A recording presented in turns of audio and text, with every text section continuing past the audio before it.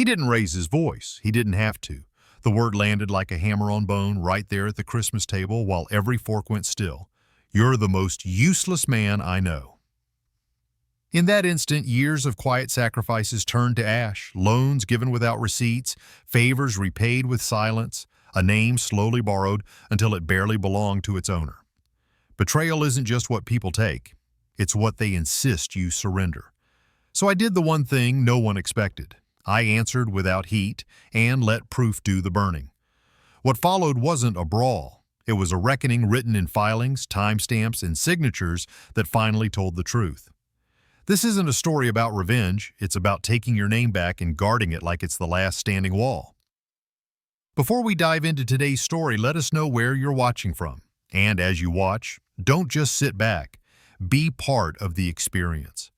If a moment grabs your attention, whether it's powerful, unexpected, or deeply moving, drop a comment with the timestamp of that scene and share your thoughts.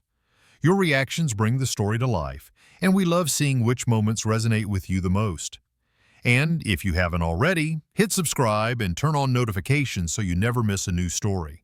Now grab a coffee or tea, settle in, and let's begin. I eased my old pickup down Atlantic Avenue, tires whispering over salted asphalt, the harbor on my left breathing cold and steady like a sleeping giant. Rockport's rooftops wore a thin cap of snow, and the lobster buoys strung on porches looked like ornaments someone forgot to take inside. It felt good to be moving, hands warm around the wheel, the cab smelling of pine cleaner, and the chowder I'd spent the morning stirring. 30 years as a fire captain taught me how to stand still inside chaos. Retirement taught me how to keep busy so the silence wouldn't grow teeth. Lucas's place rose from the end of a cul-de-sac like a showroom sample. Sleek angles, black trim, windows obedient to an app. The roofline wore a collar of smart LEDs pulsing in perfect time to a Christmas playlist I didn't recognize. I carried the chowder in one hand and a small wrapped box in the other. The wood inside was white oak I'd burnished to a glow before carving a firefighter's helmet for Sadie. The shape fit my palm the way an old nozzle used to, all memory and muscle. The door swung open before I could knock. Avery stood there framed by garland and the scent of expensive candles, her hair glassy, her smile practiced. "Dan, you made it," she said, stepping back to let me pass. Somewhere down the hall, Lucas called, "Hey, Dad," the way you call to the TV from the kitchen when you've just heard your team score.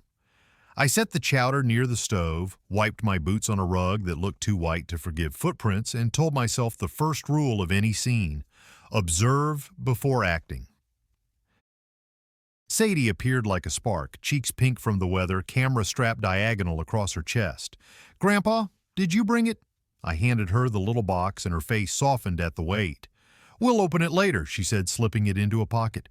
"Can we go to the old station sometime this week?" "I want to shoot the ladder truck under the string lights." I told her we'd make a morning of it. Coffee first at Tony's, then the station, then the harbor if the wind behaved. The promise sat between us like a small flame. In the kitchen, steel and quartz gleamed back at me. Avery turned the dial on a silent oven like a conductor mid-overture. "We're doing a truffle risotto," she said, and very delicate. I glanced at the covered pot of chowder, steam making the lid rattle a little with each sigh. "I can keep this warm on low," I offered. "Smells like home in February." She lifted the lid with 2 fingertips, winced almost imperceptibly, and replaced it. "Let's park it for now," she said, voice light. I nodded out of habit more than agreement. On a call, you choose which fire to fight. Not every flare needs a hose. Lucas drifted in, phone in hand, beard trimmed to a line as sharp as the counter's edge. He gave me a quick, distracted half-hug that tasted of aftershave and deadlines. "We're closing around next month," he said to the room. "If it hits, we're finally out of scrappy mode." I said I hoped it hit. He tapped his screen and said, "Everything's digital now." Faster, I thought of the manual bell at the old station and the way a gloved hand still reaches for it out of superstition, even when the radio already screamed the address into your ear. The dining room looked like a magazine's idea of joy. Linen pressed flat, cutlery lined with the confidence of a level, a centerpiece that refused to shed a single needle. The chairs didn't scrape when we sat. They sounded upholstered even before we touched them. I took my place at the end and watched, as course after course proved the theory that if you spend enough, nobody needs to chew. Sadie slipped me a smile now and then, a tiny baseline under the treble of conversation about clients and calendars, and a new sofa that was apparently an investment in comfort. I told a story about the station bell project, how the wiring had given me trouble and the church electrician had shown me a trick involving a bent paper clip and patience. Lucas nodded like someone hearing a weather report for a city he might visit someday. "There's an app for that," he said. I let the statement settle. Outside, wind nosed along the guttering, testing seams. I knew the sound. Air hunting for a way in, pressure building out of sight. Avery's hand brushed mine as she reached for a decanter. "We were thinking of starting a new tradition," she said, "champagne before dessert." I told her new traditions were how old towns kept breathing. It was true. It was also true that some traditions earn their right to stay by showing up when the lights fail and the stove's stubborn. The chowder sat on the counter beyond the archway, potted patience, the lid fogged like a window in January. I lifted my water glass and looked around the table. The lights in the garland obeyed the music with the discipline of rookies, blinking on cue, never stepping out of line. I thought of the kids I'd trained years ago, the ones who could find a hydrant blindfolded, who learned to read smoke the way farmers read sky. You can tell a lot by the color, by its speed, by the way it hesitates before choosing a direction. Even here, with everything polished and timed, something in the air had a thickness I recognized. Not danger, not yet, just the hint of heat behind a wall. Between bites, I told Sadie we'd check the memorial plaque at the station, the one with names that taught me the cost of guessing wrong. "Maybe I can shoot it at blue hour," she said, "and it'll glow." Avery smiled and sipped. Lucas refreshed something on his phone. I folded my napkin, set it on the table, and felt the old part of my brain that never vacations make a quiet note the way it used to. Potential ignition source identified, no visible flame, continue to monitor. The trick in fire and in family is knowing when to pull the alarm and when to walk the perimeter one more time in the cold, listening for the crackle nobody else hears. Avery lifted the lid of my chowder with two careful fingers, the way you might check a pot you don't intend to serve, and the steam curled up and vanished into the bright kitchen lights. She smiled at Lucas without looking at me. "Stage this in the garage so it doesn't fight the risotto," she said. The mudroom door opened, and a thin ribbon of air crept along the floor. When Lucas disappeared with the heavy pot, the scent of truffle swelled like a chorus that didn't want harmony. I felt the draft brush my ankles, a subtraction you notice only if you're used to reading smoke under doors. The kitchen's warmth pressed against my face. Out past the mudroom, the world was salt and concrete, a cold lung that would pull the heat from anything slow enough to sit. I didn't say a word. In the station, we kept a thermal camera for walls we didn't trust. In a house like this, I didn't need one. You can measure exile in degrees as surely as in miles. Lucas returned empty-handed and lifted his glass. "To optimization, to trimming what doesn't fit." The glass clinked against Avery's, and smart lights along the garland breathed a little brighter. I nodded, a small motion that could have meant everything or nothing. On the way to the table, I reached into my breast pocket and felt the leather edge of my notebook, the old friend that keeps me from confusing what I feel with what I know. We sat. The risotto arrived in pale mounds. Avery portioned precisely, wrist steady, eyes pleased by symmetry. My spoon stayed idle while I listened. I kept track the way I always have. Time of event, ambient changes, unusual statements. The house hummed. Heat pump, refrigerator, the discreet whoosh of a duck somewhere overhead. Sadie leaned in, lowering her voice to the level of the table's grain. "Can we add a story to the ladder truck photos?" Something about blue hour? Her eyes shone with a promise I remembered from Lucas's age. "After dessert," I said, and she tucked the promise into her smile. I asked one small question about their homeowner's policy and what they had set for freeze warnings. Lucas's reply slid off the plate. "We're good." Sensors everywhere. He pivoted to metrics, to a runway that would lengthen when the money arrived, to a winter trip where unplug meant a better signal. I let him talk. When people need you to understand their universe, they narrate the stars and forget to mention gravity. I logged the vagueness once and moved on. Plates changed. The sound of cutlery on porcelain was the sound of every holiday that tries too hard. careful, gentle, rehearsed. I could feel the garage's cold and the bones of the house like seepage.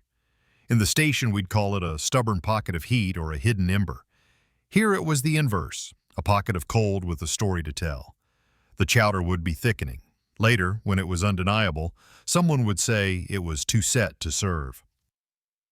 New tradition, Avery said, pouring a glittered stream into narrow flutes. Champagne before dessert. I told her I liked new traditions. I do when they grow next to old ones and don't ask for their seat. Lucas refreshed a feed on his phone. The room noticed the lift of his thumb like a power cycle, everything modern and smooth. I touched the notebook again. For a month, unknown numbers had nipped at my screen, and I'd swiped them away like gnats. Avoidance is a kind of accelerant when it lands on the right pile of rags. Tonight, the memory of those calls warmed like a filament behind a plate. I wrote down a few words in my head, unknown calls, timing near holidays, and folded the thought shut. Sadie asked about the station's plaque and the way bronze holds dusk. I told her it gathers blue hour the way a harbor gathers tide, a layer at a time until everything reflects. Even if the chowder stayed in the garage, there would be a morning soon where something honest did. As courses moved without friction, I watched for edges. Hospitality has edges. Control has edges. Theirs were padded and perfumed, angled just enough to nudge without bruising. Heat rises, cold creeps. I've stood in rooms where both were trying to win. This room hummed softly enough to tell me the conversation wasn't over. I set my glass down and the bottom left a perfect ring, a moon blooming on linen. Somewhere a sensor clicked, and the lights brightened half a shade. I glanced toward the mudroom. A draft traced my shins, and I pictured the pot on concrete, a familiar thing learning to be forgotten. The part of my brain that never clocks out shifted from green to yellow. I would not pull an alarm, not yet. But the perimeter was mapped, the doors checked twice, and the next question I asked would be about structure, not decor. I chose my next question the way I used to choose where to cut drywall. Slow, exact, nowhere near the wires that didn't need touching. The table was calmer than it had any right to be. Champagne traced thin size up the crystal, and the ring my glass had printed on the linen looked like a target I didn't plan to use. I asked about contingencies, not decor, backup heat if the grid slipped, leak alerts near the water heater, whether they'd tested the sump alarm since the temperature dropped. The words were small and factual. The sort of checklist any New England home should live with. Avery tilted her head and smiled, a hostess's visor against daylight. Lucas stilled, and in that pause I heard the room's music finally notice it had been background all along. He stood the glass half off the table as if a toast might still be saved, and said it in a voice polished for the room. "You're the most useless man I know, can't even work an app." The sentence traveled like a white flare, hot and bright and quick. I watched Sadie startle, her fork skidding once against the plate. Avery coughed into her napkin, not from surprise, but from choreography. A curtain pulled, a scene change hushed by velvet. I inhaled as if a regulator sat in my teeth and counted down from 3, not because I feared an explosion, but because I refused to help one along. A person can waste his breath fighting smoke when all he needs is a door closed and a valve turned. I tasted copper at the back of my throat and set my hands flat on either side of the water ring as if it were a map. The ring was steady. So was I. I kept my voice lower than the music. "Then don't use my name for anything you need." The line was not a blow. It was a control feed cut to a floor I didn't intend to fuel again. The room took it in and rearranged its posture. Sadie's shoulders loosened first. She searched my face for temper and found none she could see. Avery's eyes flashed, then went smooth. She straightened a knife already aligned with the edge of its plate. Lucas's mouth twisted toward a smirk and didn't get there. He landed on a teenager's favorite refuge. Drama. He used the word the way people use smoke when they don't want to admit there's fire. I logged his diction, the habit of belittling before anyone can name the shape of what's wrong. I didn't let it land. Shame is a damp cloth that smolders when it should be doused and discarded. I wasn't going to wear it for him. I had put out fires started by doubt before. New recruits staring at me in a mirror after bad calls, my own hands shaking in the sink at 3 a.m. This was smaller, pettier, and just as worthy of a measured response. I stood, and the chair made the soft sound of fabric pulling free. "Thank you for dinner," I said. The weather was already in the windows, tapping to be let in. I should get ahead of the storm. It was a thing I could name without argument. Wind, snow, visibility. Avery rose halfway, coffee forming on her lips as an offer shaped to optics. "Stay for a cup?" I shook my head, gentle but firm. The offer was a patch over a hole I wasn't going to walk through. By the mudroom, a draft stitched needles through my pant leg, proof of the Chowder's exile, without my needing to look for the pot. I shrugged into my coat. The foyer mirror gave me a man I recognized. Lines at the mouth, shoulders level, eyes clear from choosing procedure over injury. I left the Chowder where it had been placed. Symbols work best when they keep their original position. Sadie met me at the threshold and wrapped both arms around my waist. Her heart beat quick and light against my ribs. "Text when you're home," she whispered, and the request landed like a promise that two people still knew how to keep. I told her I would. Lucas hovered in the dining room, phone in hand, an actor waiting to re-enter a scene as if nothing had been said. Avery watched us with a face that would photograph well, composed, concerned, flattering to every angle but truth. Cold bit my cheeks the second the door moved. The house's curated sound fell away, and the old winter chorus took over. Wind at the eaves, tires on salt, a distant plow yawning up the hill. Snow lifted in sheets across the cul-de-sac like breath you could see. I walked to the truck, feeling the muscles in my hands loosen around the steering wheel before I even touched it. That grip had gotten me across bridges iced like glass and into stairwells burning like kettles. It could get me down this street without scraping anything soft. I let the engine warm while the windshield exhaled fog. Useless replayed once and burned to ash. Sensors lie sometimes.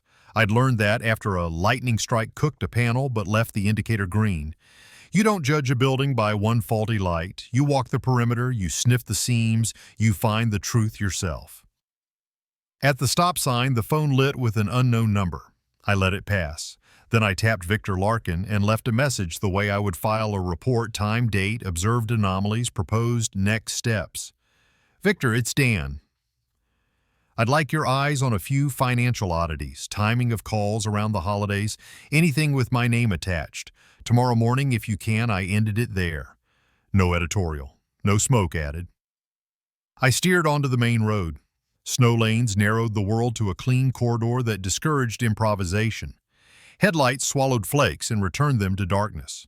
Behind me, a pot cooled on concrete, and I didn't need to rescue it to prove anything. Ahead of me, paper-weighted. Documents, signatures, a chain of custody for facts. This was the kind of work that stayed done when you finished it. I felt for the notebook in my pocket just to confirm it was there. Leather, square, familiar as a turnout coat. Before the turn onto Atlantic, I took one last slow breath, filling to the bottom of my lungs and holding just long enough to remind everything inside me that we were in control of our own air.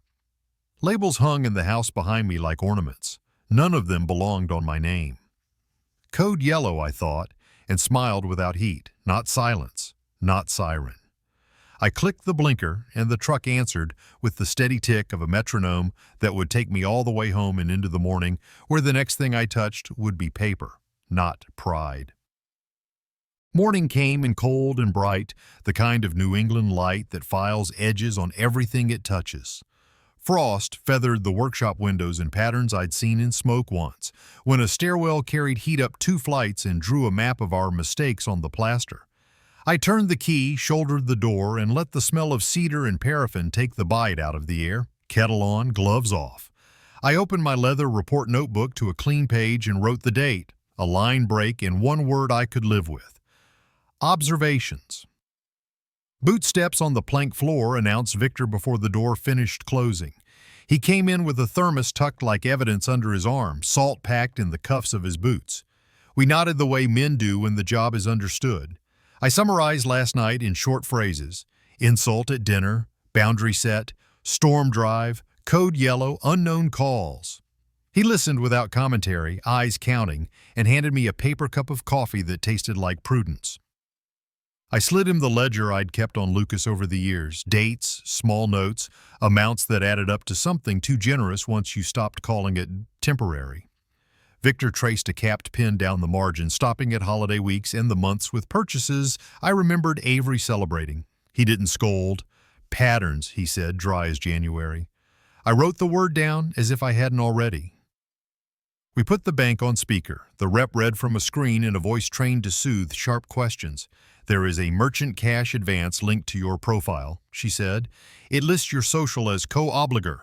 Mailing address is a P.O. box ending in 91. Victor leaned closer and rattled off prompts like a metronome. Origination date, e-sign provider, IP and device fingerprint, physical document, if any, mailed where. I stared at the knot in the bench top and breathed with the kettle. Containment first, no steam burns. The answers arrived in careful syllables. Origination, early November. E-sign, third-party provider.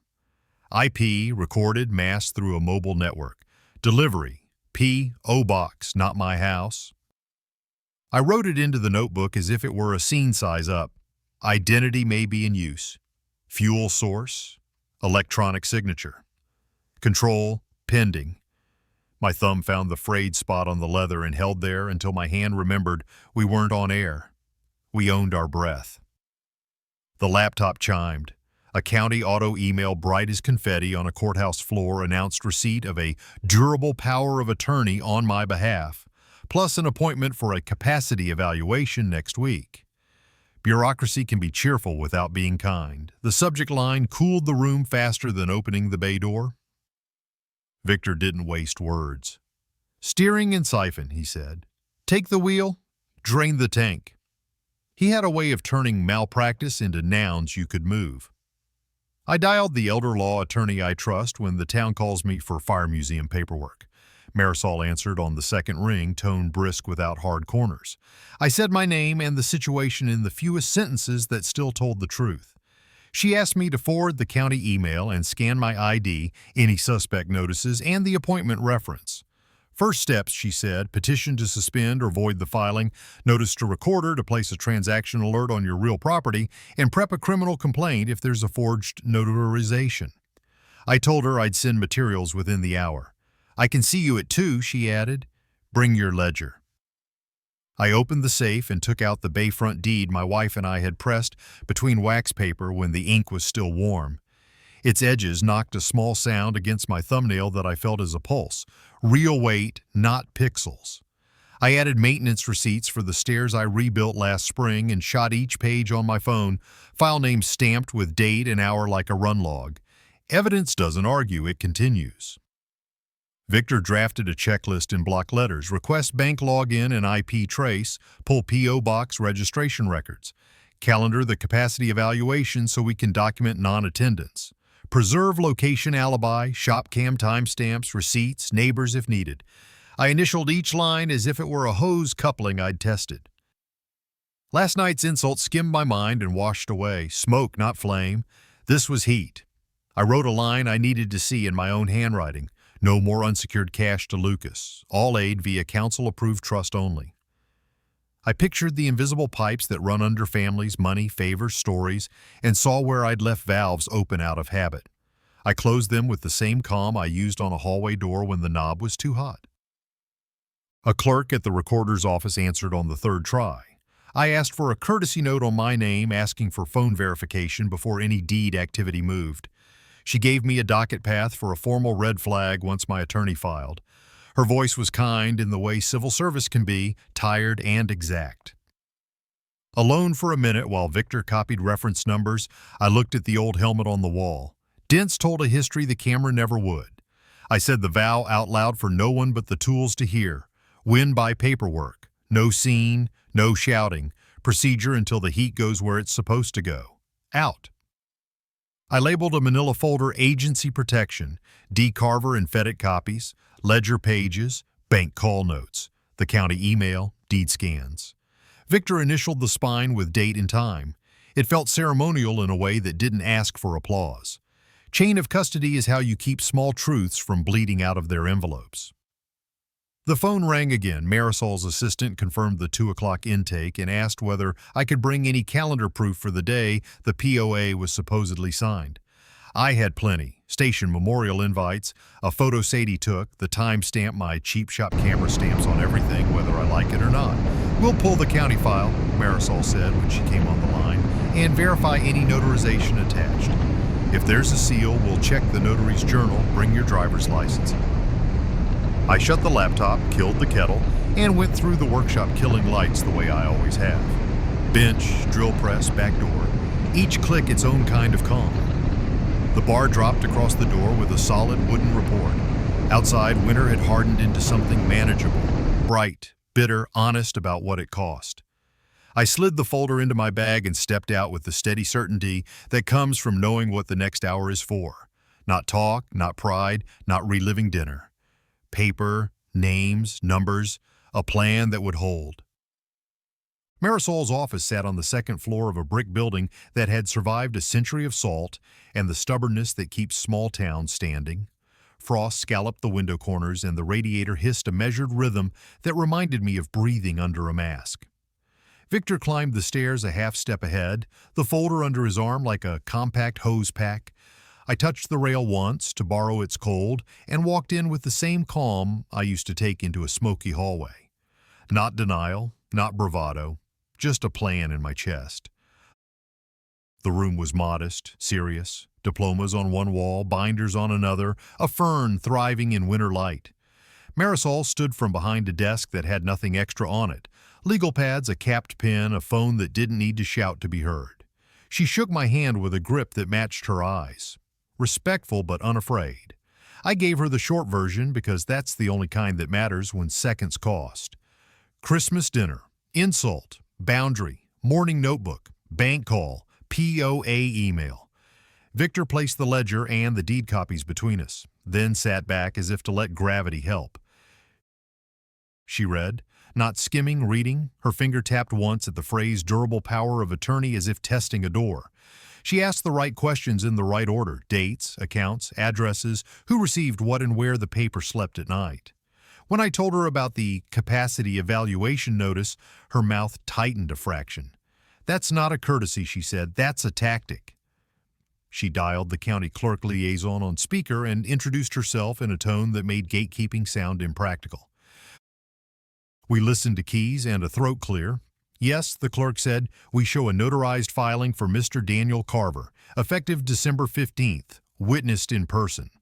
I felt my pulse kick once, a muffled boot against a door. On the 15th, I'd been at the Firehouse Memorial, reading out names that still smell like smoke when I speak them. Marisol looked up. He was at a public event that day, she said, not asking. I nodded. Victor, already moving, wrote the time and location, then underlined it twice. The clerk read off a notary number and a line that made the room feel 10 degrees warmer. Agent named is Lucas Carver, with a successor agent noted. She gave us the successor. Guardian Trust, LLC. Victor's pen stopped. That's the same P.O. box as the merchant cash, he said, flipping back through his notes, the sound of paper like a matchbook opened.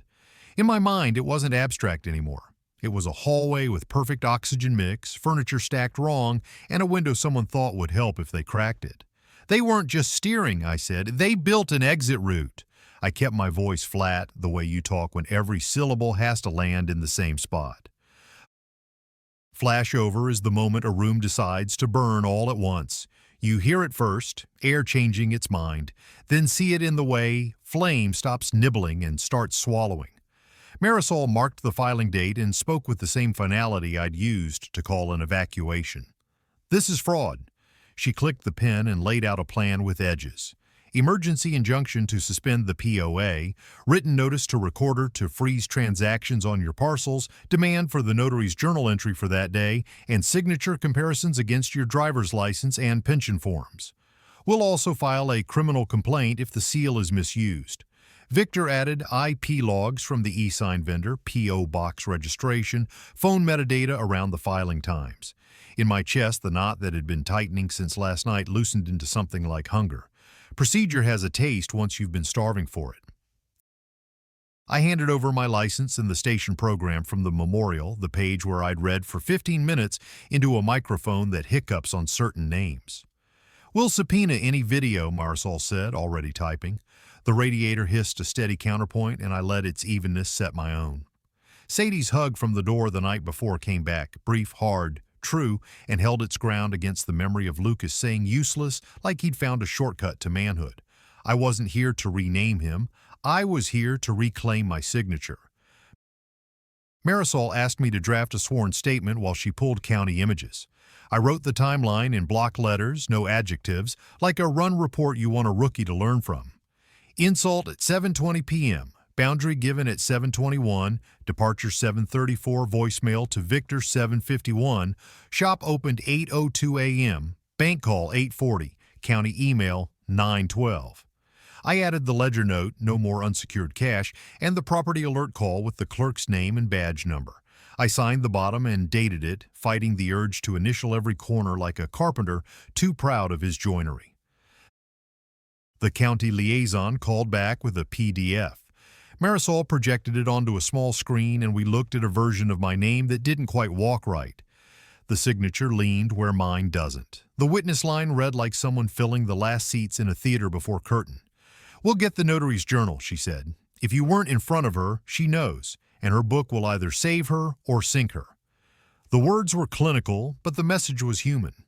Truth leaves tracks when you quit sweeping them. We set the next moves fast. Victor would file requests to the e-sign platform for device fingerprints. Marisol would courier the injunction to a judge who doesn't let filings nap after lunch. I would go home, scan the memorial program cover, pull 2 pension forms for signature comparison, and call the museum curator about camera footage. The plan clicked like couplings, each one tested by a tug you can feel in your elbow. Before we left, Marisol looked at me long enough to see past the uniform I no longer wore. "After this is filed," she said, "no deed moves, no bank access, no appointments on your behalf without a judge's eyes on it." I nodded. It sounded less like protection than like physics restored. Outside, the corridor smelled faintly of heat and dust, winter sunlight angling across brick in bright bands. Victor clapped the folder once against his palm, a habit that makes paper feel like gear. We stepped into the afternoon as if through smoke we could see into, not out of. Down on the sidewalk, I breathed the cold and counted 3. Flashover had already happened. Here in this office, the fire was named and boxed. What remained was suppression and overhaul, drown the source, pull the baseboards, chase ember trails no one else sees until they die in clean water. I checked my phone, set an alarm for tomorrow's filings, and felt the small, welcome click of a plan seeding into place. The flames could throw what they wanted, the perimeter would hold. Night dropped like a canvas over the harbor, dark but thin enough to let the foghorn write its slow punctuation across town. I clicked on the workshop lights and spread the day across the bench, copies of the deed, Marisol's intake notes, Victor's checklist, my sworn statement cooling in blue ink. The room steadied me. It smelled of cedar, boiled linseed, and metal that remembered fire. My old turnout coat hung where I'd left it, shoulders slumped the way a tired man stands when no one's looking. The gouges along the oak tabletop caught the light. I'd made half of them on purpose, testing chisels. The rest came from mistakes I chose to keep. There's truth in scars you can run a thumb across. The phone buzzed. Victor's name. I put him on speaker and leaned both hands on the bench like a captain with a map. He kept it short. Filings queued at dawn. Requests sent to the e-sign vendor. Recorder's office expecting Marisol's courier. "Sleep," he said, the word plain as a command, given at 3 in the morning when the scene is finally under control. I said I would, and knew sleep would arrive late, like a unit from 2 towns over. Silence filled back in. I read my timeline again until the numbers turned into a road. Insult, boundary, departure, voicemail, shop door, bank call, county notice. Marisol's sentence still glowed. This is fraud. In the field, once a fire is declared, you get your resources and you act. Paperwork, like water, is useless if you don't put it where the heat is. I pictured Sadie's face when she asked for a story to go with her photos, and felt the tug in my chest that fatherhood can't untie. I had no appetite for a family war, but appetite doesn't decide whether a building is already burning. A knock came at the workshop door that belonged to someone who knew the weight of it. I turned the deadbolt and Lucas stepped in, shoulders caved, eyes moving too fast. Cold rode in on his jacket. The room swallowed it, then gave some back. He smelled faintly of the kind of beer you buy when you want the label to do the talking. For a second, I saw him the way I used to see rookies through bad smoke, distorted at the edges, searching for the right door. He scanned the bench, saw the folder stamped with today's date, and worked his jaw like he had a pebble there. "Avery says you're spreading lies," he muttered. The words fell short of accusation. They landed on the floor and looked around for help. He added lower, "Says the power of attorney was your idea, and you forgot." The last word tripped over his tongue. He didn't look at me when he said it. I let the room breathe for me. The radiator clicked. The clock rolled a notch. When I finally spoke, I kept it as plain as the plans on the table.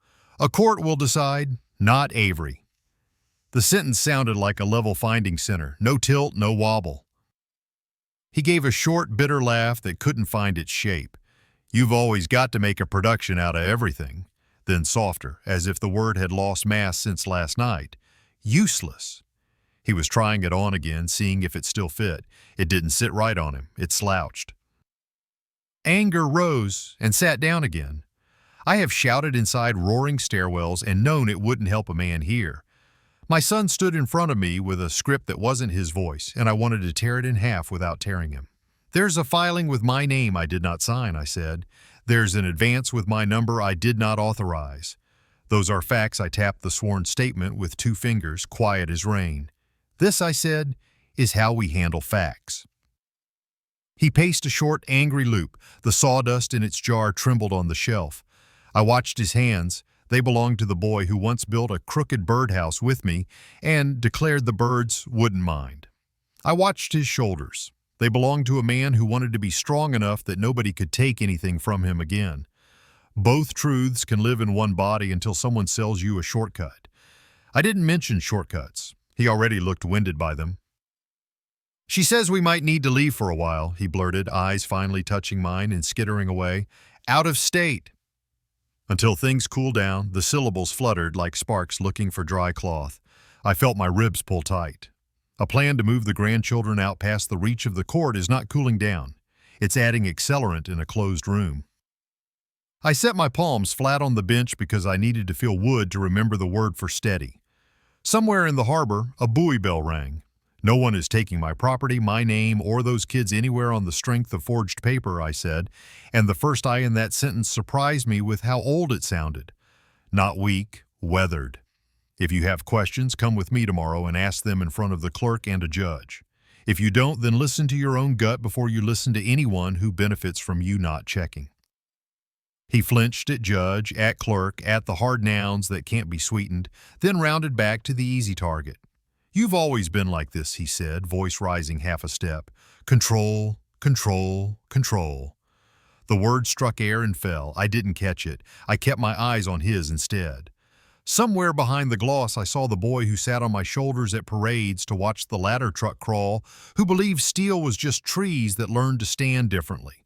I didn't reach for him. You don't walk into flame because you miss what the room used to be.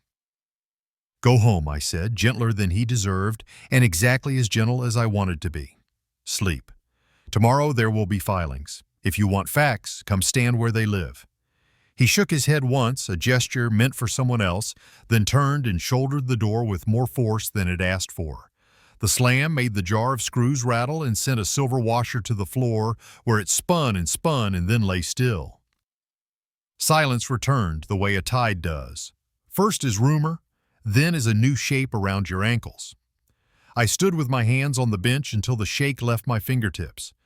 The room was still the room. Coat, helmet, tools, paper, plan.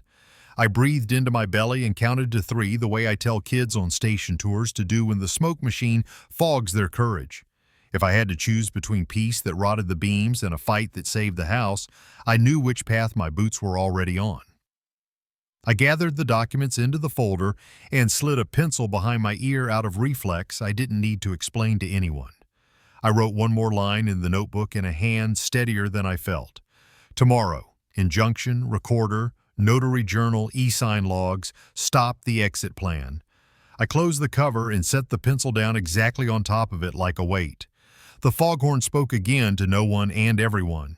I turned out the lights and let the dark have the room, knowing morning would find me with the door unlatched early, the kettle on, and my name ready to stand where it belongs.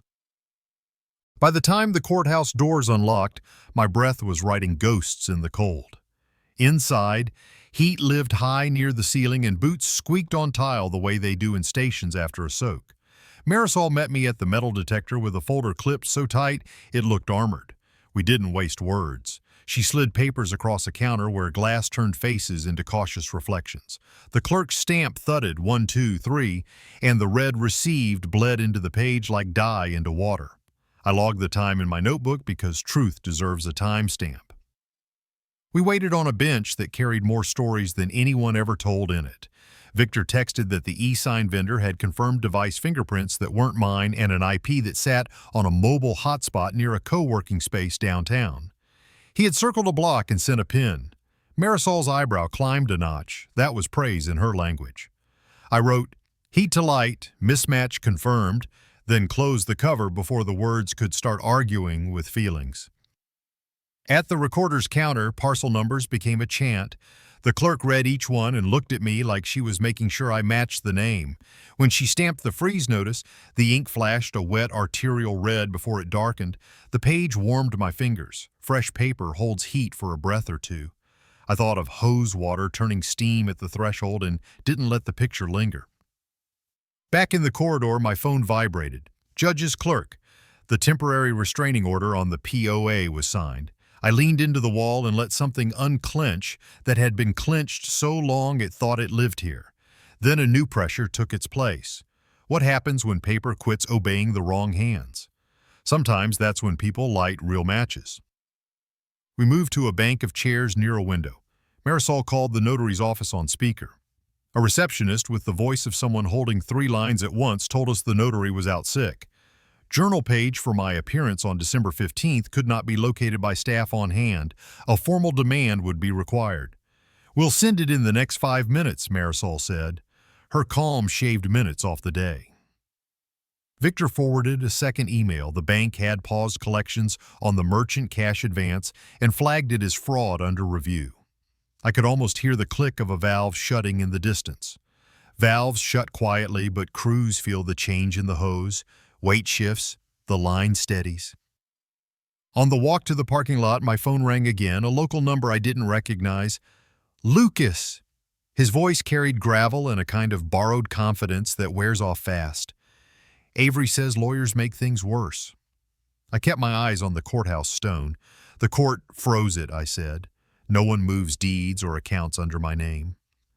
Silence spread, thin and cold. "I need time," he said finally, and hung up before I could hand him any. I drove past his house without stopping. A delivery truck idled at the curb. Through the front glass, I saw 2 suitcases waiting like punctuation at the end of a long, bad sentence. I didn't knock. No scenes, no steam. I wrote, "Observed movement 11:22 a.m., and pulled away. A school robo-email arrived, early dismissal for Sadie due to family travel. I texted one line, "Proud of your eye, blue hour soon," and tucked the phone away. Her reply came a minute later, a small heart and "I'm okay." It read like a flare, "You aim low so you don't blind the crew." Marisol pinged me a scan from the notary office, cropped, low res, a signature wearing my letters like a borrowed jacket, leaning where mine doesn't. The witness line smudged into suggestion. Victor laid my pension form on top of it, loops and slants refusing to match. Marisol drafted criminal referral language in 3 clean paragraphs that sounded like steel shutting a door. Then the phone call you expect when people lose on paper. A patrol unit requesting a wellness check, anonymous caller reporting confusion and sudden legal paranoia. I invited them to the workshop. 2 officers stood in my doorway while I showed ID, today's filings, and Marisol's card. My voice stayed below the temperature that makes air waver. They asked a few routine questions and left with body cams running and nods that said they understood what a tactic looks like when it's wearing concern. Those timestamps would serve me later. Water leaves puddles. So does truth. Rumor drifted in from town like smoke that can't find a window. A retired brother texted to ask if I was slipping. I replied with 2 facts and no heat. Injunction granted, property frozen. Facts are a hose, straight to the baseboard. You don't wave them around.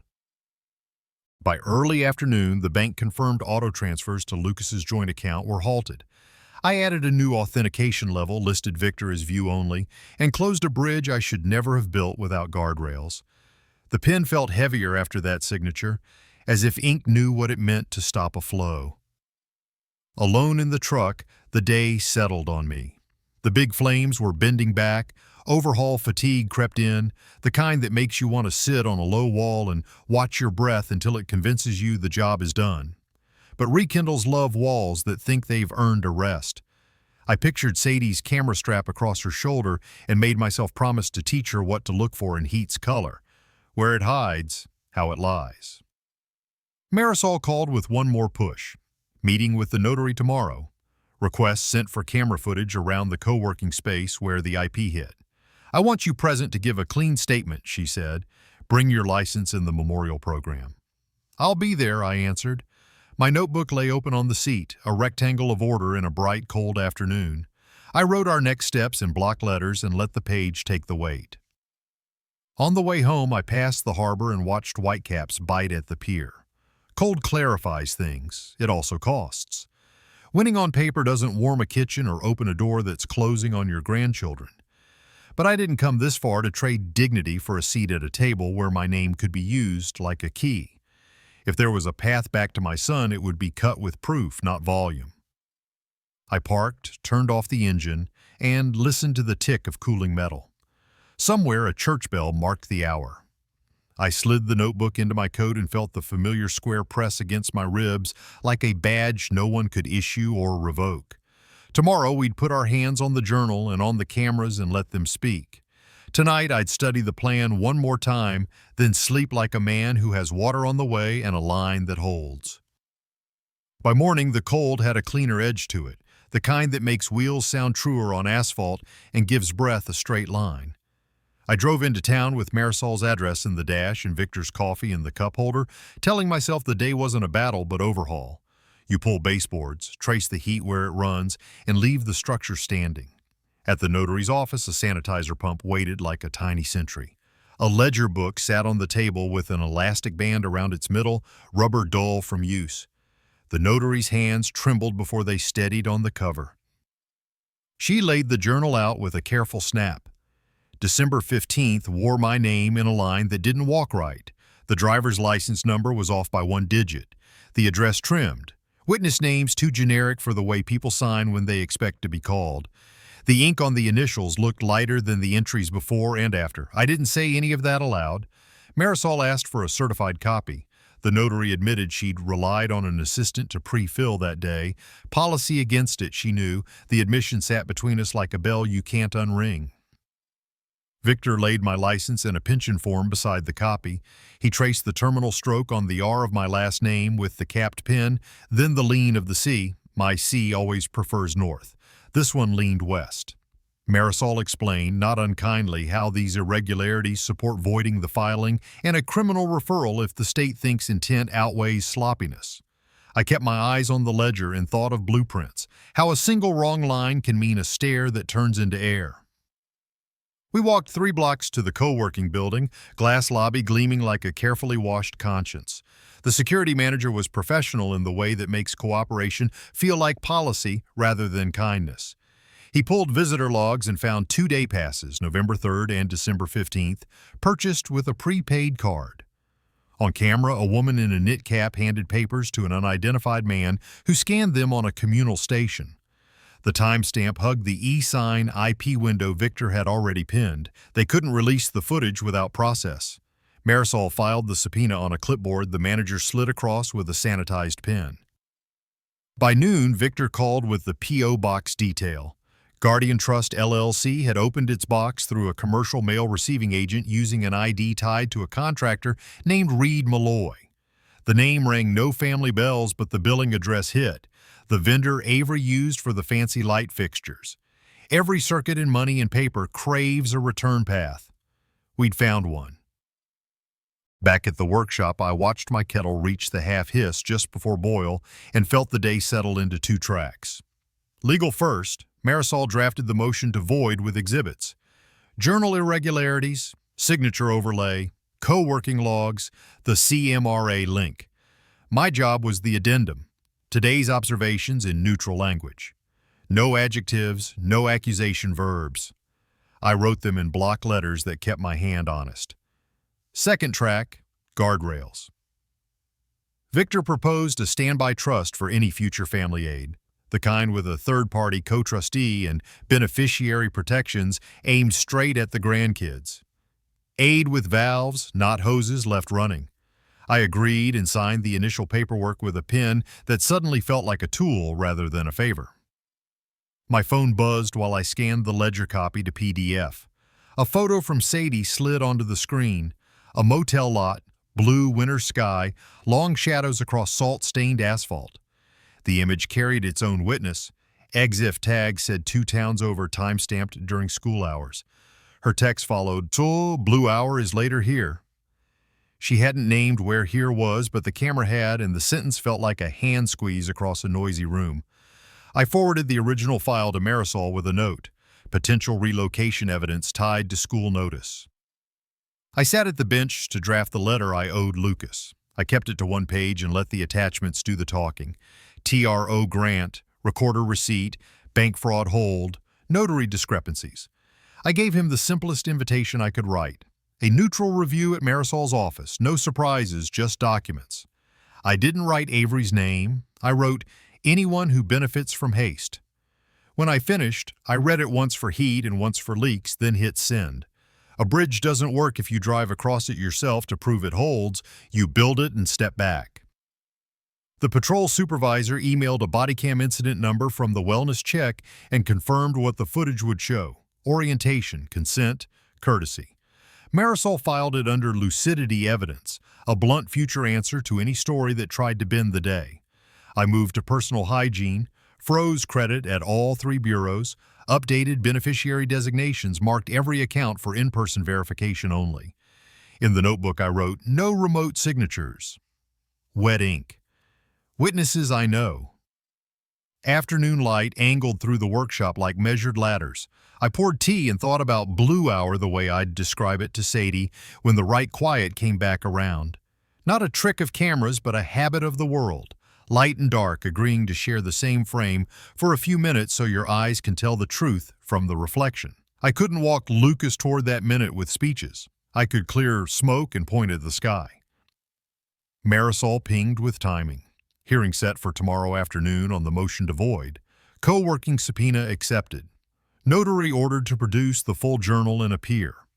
I laid out clothes the way I used to for a pre-dawn call. Pants, shirt, jacket, papers stacked in the order they would speak. The workshop's quiet had a good weight to it.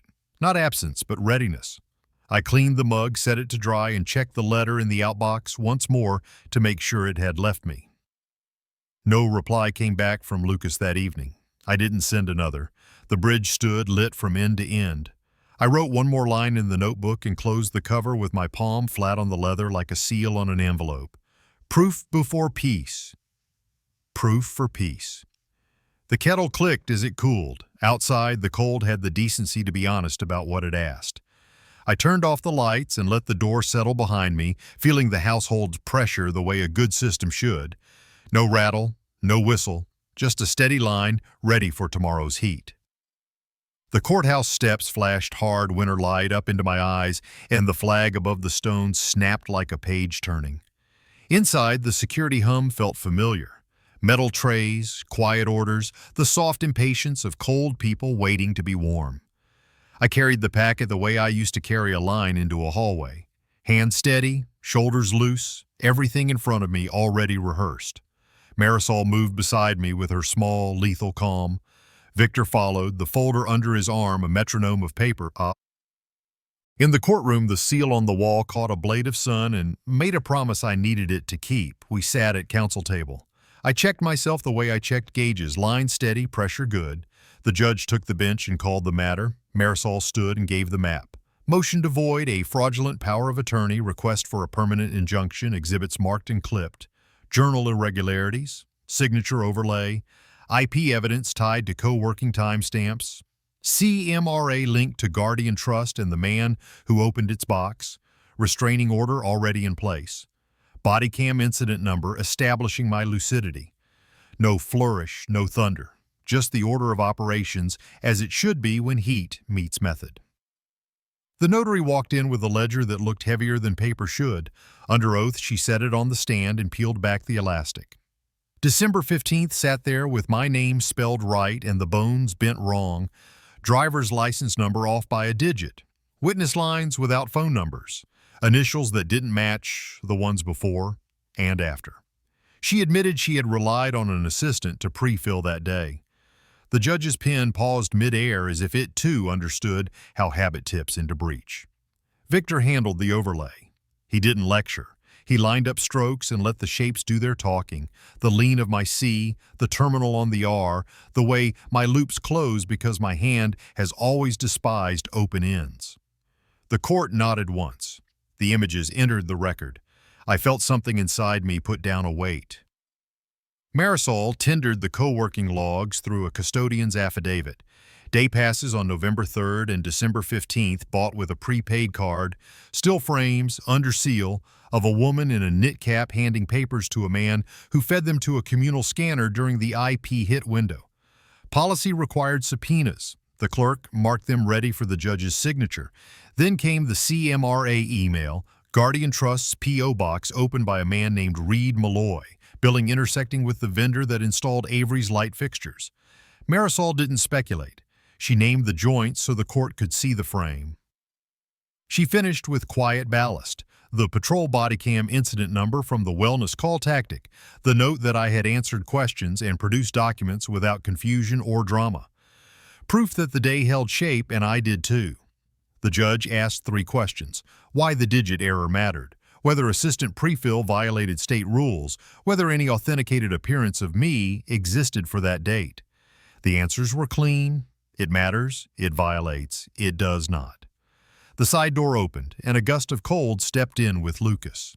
He slid into the back row, coat unbuttoned, color gone from his face. I tracked him the way a thermal imager tracks heat through drywall. Present, displaced, not the thing to chase yet. We did not look at each other. In rooms like this, paper should make the eye contact. The judge's ruling was shorter than my breath. Motion to void granted. The temporary order became a permanent injunction against the POA instruments pending criminal inquiry. Investigative referral ordered to the state regarding possible false notarization. Bank instructed to maintain the fraud pause on the cash advance and cooperate with subpoena returns. Subpoenas authorized to the co-working custodian and the CMRA for full records. The gavel sounded once, not loud enough to be dramatic, exactly loud enough to settle dust. In the hallway, Marisol touched my shoulder, a professional grace note. Victor gave me the next steps in 2 bullets. Close the co-working loop, press the CMRA for ID images and application copies, then draft a civil claim if necessary. Do it, I said, and wrote the time in my notebook the way I always have when a scene shifts from suppression to overhaul. Lucas stood at a distance like a man who doesn't yet know if he's been invited. He moved closer by inches. His eyes landed on the executed order, then on the journal copy, then on the overlay as if the shapes had found his focus for him. I saw the signatures, he said. I kept my voice beneath the level that makes air shimmer. Documents don't take sides. They tell what happened. He nodded once, small and possible. I'll talk to the kids tonight, he said, then added that he would pause the trip. No apology, no absolution. A line moved back from an edge is still a line. I told him about the trust, aid for the kids only, with a co-trustee who doesn't answer to me or to him. No more direct transfers. When you want facts, I said, I'll be where records live. He put his hands in his pockets and looked at the floor like it might answer. Another nod, a little straighter. On the courthouse steps, the wind cut and cleaned. A text blinked in. Sadie had sent me a photo of a motel balcony rail catching the first tint of blue hour. Later here, but it showed up, she wrote. I replied with one word that was both report and promise. Seen. I slipped the phone away and looked up into a sky so clear it felt earned. Morning came thin and bright, the kind of winter light that makes every edge honest. The house held a quiet I hadn't heard in months, not the hush of waiting for the next blow, but the plain, working silence of a structure at rest. I put the kettle on and pressed my palm flat on the bench where yesterday's stamped order lay beneath my helmet. The paper didn't feel triumphant. It felt true. Outside, frost stitched the window like careful handwriting. Inside, the radiators ticked the way good clocks do when they don't need attention. I walked the rooms without turning on a single extra switch, letting the light do the job.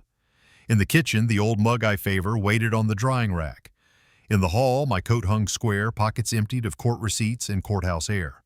The living room still smelled faintly of cedar from the scraps I'd planed last week.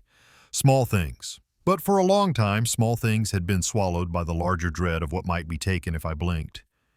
Today, the small things stood up for themselves. Coffee in hand, I opened the notebook and read the last line I'd written before sleep. Fire out. Watch for rekindle. Under it, in the margin, I added 2 words. Hold steady. Then I closed my eyes and let the last month spool through, the insult that landed like a flare. The draft along my ankles when the chowder was sent to the garage, the unknown calls, the ledger and the bank and the county email, Marisol's office where the air changed shape around the word fraud, the workshop door slamming behind my son, the stamped thuds and the clean questions, the gavel small but sufficient. None of it made me feel grand. It made me feel intact. The phone hummed on the bench. Lucas. I watched it a ring too long, then answered. His breath came in foggy bursts as if he were walking and not sure where to stop. I saw the order, he said, and the signatures. I kept my voice level. Documents didn't take my side. They took the facts, he let that sit. We're not leaving today, he added, words careful as if any one of them could break in his hands. I need to talk to the kids first. I said only, good, and let the quiet be long enough that he could hear it wasn't a trap. When he thanked me, it wasn't for money, and that felt like the first true sentence we'd shared in a while. After the call, I set the phone face down and stared at the helmet until the dents made a map again. Firefighting taught me to save structures. This fight taught me to save myself. Saving a structure means you get the load-bearing parts cool and keep them that way. Saving yourself means learning which parts are actually yours to cool and which belong to people who'd rather you do the work while they stage a parade. I had confused help with duty. I would not again. A text chimed. Sadie sent a photo from her window. Pale morning across the same neighborhood roofs I knew, the faintest step of the sun on an ice-shined eve. Made it home, she wrote. Blue hour was late, but sunrise came on time. I wrote back, seen, and pictured the way she lines a shot, the way she breathes before pressing the shutter. I would tell her, when the world gave us a quiet afternoon, that blue hour works because light and dark agree to share the frame for a little while. That honesty isn't a glare, it's a balance. I turned to the practical tasks that keep a day square, copied the permanent injunction, and filed it where it would live with the deed. Labeled a folder Trust, Grandkids, and slid the new documents inside, made a checklist for the next week, co-working footage, CMRA returns, notary journal follow-up, Victor's civil draft if needed. Then, because habits matter most when you're tired, I swept the workshop floor. The motion settled something in me that paper alone couldn't touch. By late morning, I took a walk along the harbor. The cold bit in a clean way. No tricks. A gull rode a crosswind and gave up before pretending it was fun. 2 fishermen argued gently about whether the pier iced over sooner this year than last, and both of them were right. I thought about what to say if Lucas asked for a path back that wasn't paved with apologies. I'd show him the trust, the bank notices, the body cam number. I'd point at the shape of a life that doesn't need an audience to be true. I wouldn't say I forgave him. That word is too easy when a thing's still hot. I'd tell him I was here when he wanted records, not rehearsals. Then I'd step back so he could see without me in the frame. Back home, I wrote a new page for the notebook, not a report so much as a reminder to the man I am when the sirens are off. Respect is not a prize, it's a perimeter. You build it with what you accept and what you refuse. Money never bought me a seat at my own table. It just made it easier for people to ask if I'd mind eating in the garage. I won't. If aid goes out again, it will wear structure and oversight and the names of the people it's for, my grandchildren, not the adults who call smoke clarity because it flatters their story. A neighbor knocked to return a borrowed drill bit.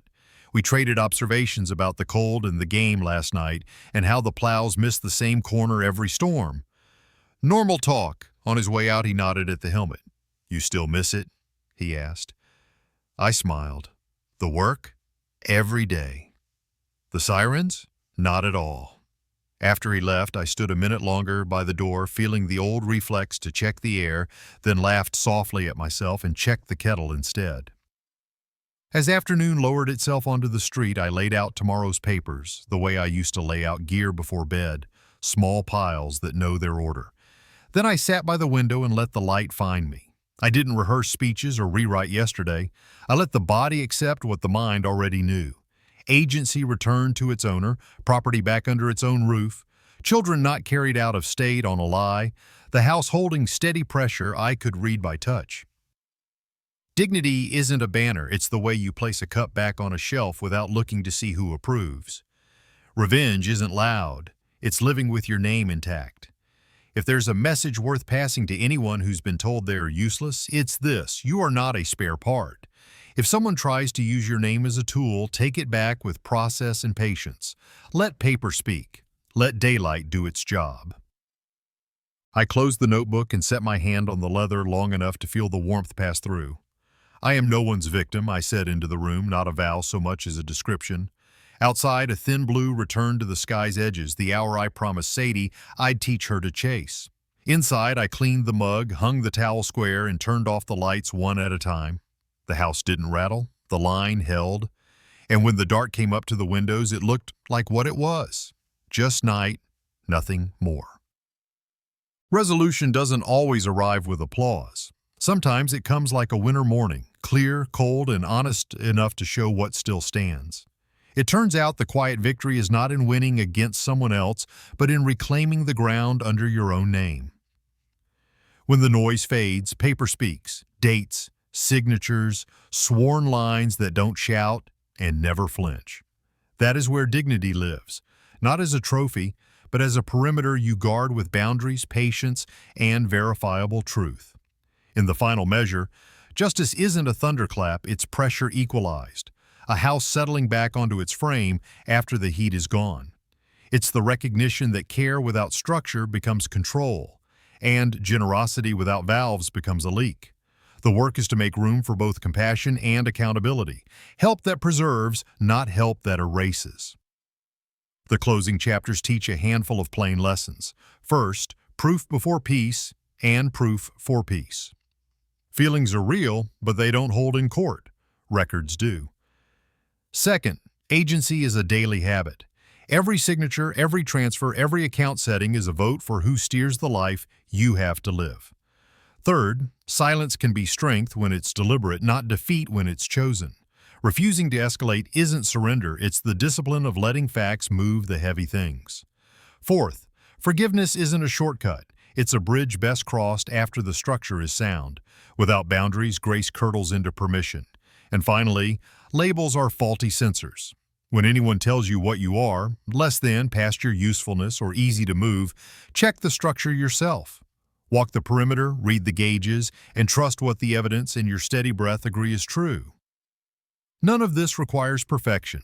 It asks for steadiness, the courage to file what needs filing, to freeze what needs freezing, to put your name back where it belongs. It asks for humility, too, to let process be the hero, to let a stamped page do what anger can't, to accept a verdict whispered by timestamps rather than declared by speeches. From there, the path forward is simple, if not easy.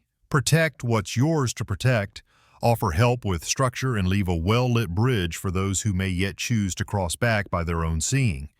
Even after the fire dies, a good crew checks for rekindle.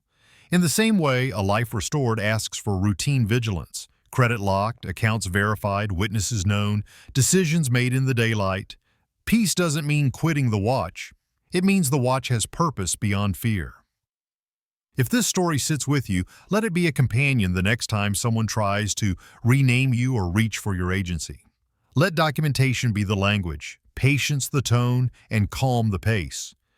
You don't have to match volume to match power. You only have to stand where records live and insist that what is real be allowed to speak. That choice, quiet, consistent, sometimes lonely, is how a person keeps their compass when storms insist on spinning the needle. And if you are looking for a single sentence to carry into your own morning, make it this: respect is not a prize you win, it is a perimeter you keep. Thank you for staying with this journey all the way to its last steady beat. We'd love to hear what stayed with you, a sentence, a turn, a small detail that felt true. Drop your thoughts in the comments and tell us what resonated or where you disagree. Honest dialogue is how a community learns. If a particular moment hit hard, share the timestamp so others can find it too. And if these kinds of stories matter to you, stories about resilience, clear boundaries, and the quiet courage it takes to rebuild, please consider subscribing and turning on notifications. It helps this space keep a light on for the next person who needs proof that calm can win. Your reflections shape the next chapters, and your presence here reminds us that stories travel farther when they travel together. Thanks for watching, for thinking with us, and for lending your voice to a corner of the internet that chooses substance over spectacle.